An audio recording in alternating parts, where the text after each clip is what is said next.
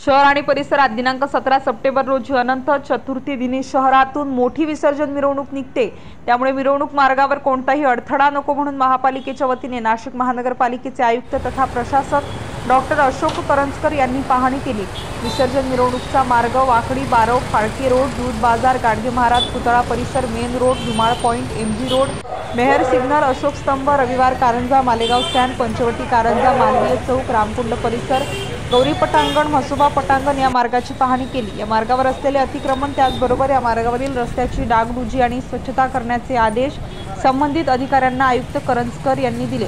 मिरवणूक मार्गावर विद्युत विभागाच्या तारांचा होणारा अडथळा दूर करण्याबाबत महाराष्ट्र महावितरण विभागातील अभियंता यांना आयुक्त करंजकर यांनी सूचना केल्या होत्या। त्या पूर्ण झाल्याबाबत प्रत्यक्ष आजच्या पाहणी दौऱ्यात आढावा घेण्यात आला। विसर्जन मिरवणूक सुरळीत पार पडावी, कुठल्याही त्रुटी राहता कामा नये यासाठी आज पुन्हा मिरवणूक मार्गाची पाहणी करून विविध मंडळाच्या स्वागत कमानी काढून घेण्याबाबत मिरवणूक मार्गावरील काही ठिकाणी पोलीस विभागाच्या सूचनेनुसार अडथळा आणणाऱ्या विद्युत तारा काढण्याबाबत सूचना केल्या। मिरवणूक सुरळीत पार पाडण्याच्या दृष्टीने पाहणी दौऱ्यात सहभागी झालेल्या अधिकाऱ्यांना सूचना केल्या।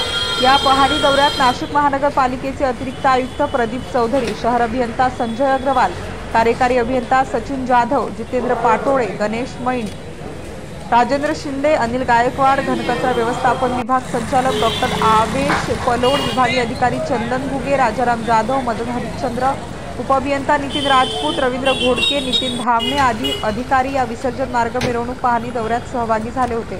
रामकुंडावर गणेश मूर्ती विसर्जनाचा परिसर स्वच्छ ठेवण्याचे आदेश आरोग्य विभागाच्या अधिकाऱ्यांना देऊन पर्यावरणाच्या दृष्टीने जास्तीत जास्त गणेश मूर्ती संकलित करण्याचे आवाहन मनपाच्या अधिकारी कर्मचारी यांच्यासह नाशिककर आणि विविध स्वयंसेवी संस्थांना यावेळी आयुक्त करंजकर यांनी केले आहे।